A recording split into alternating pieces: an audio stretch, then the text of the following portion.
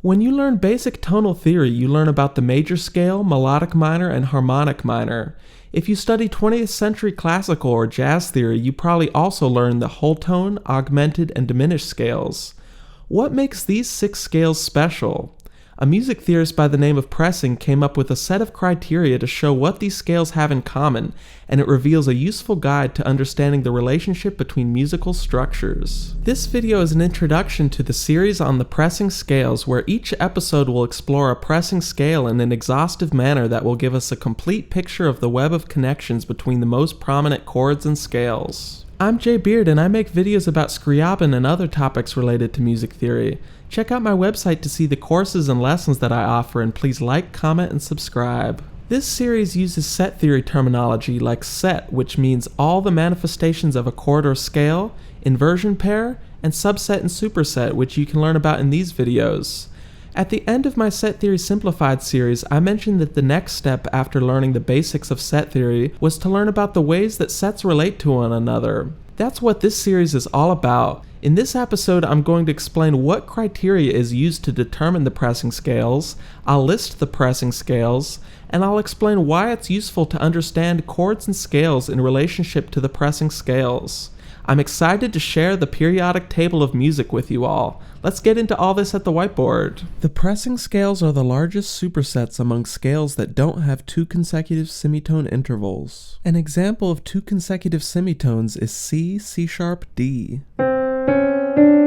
Any scale that includes 2 consecutive semitones is not included in the pressing scales. The other criteria that must be satisfied to be a pressing scale is that there's no more room for any more pitches to be added to still not have 2 consecutive half steps, meaning we're eliminating small scales and only including the largest scales that fit the criteria. When Pressing made this selection criteria for sets, he eliminated the most dissonant 2 consecutive semitone sets, which are used the least in music. And by only including the largest of these scales, we get a list of all the largest parent scales that encompasses basically all the musical material we practically use. The pressing scales are diatonic,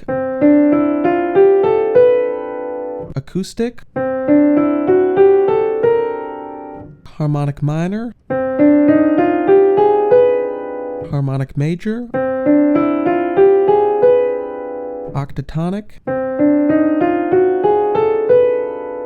hexatonic, and whole tone scale.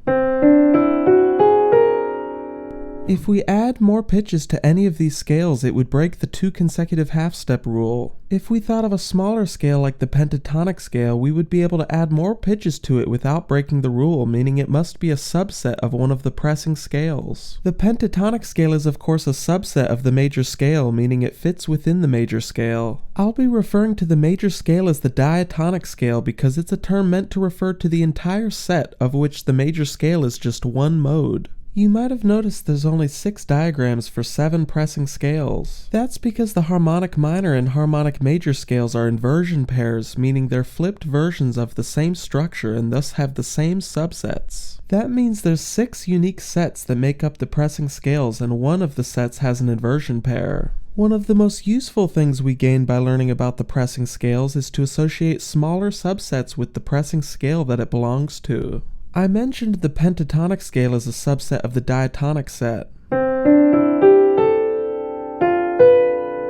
The mystic chord belongs to the acoustic set,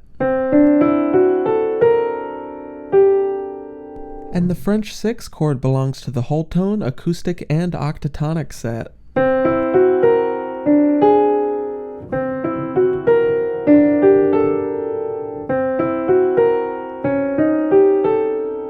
By learning to associate each set with the parent scale that it belongs to, we get a deeper understanding of every chord, scale, and set.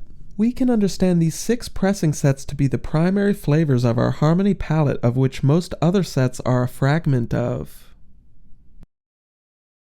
In each episode, we'll learn about a pressing scale in depth, and more importantly, learn about the subsets that make up each pressing set.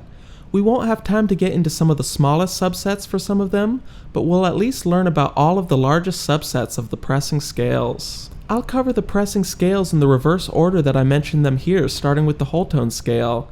Join me on this quest to methodically understand all of the useful sets of the harmonic universe.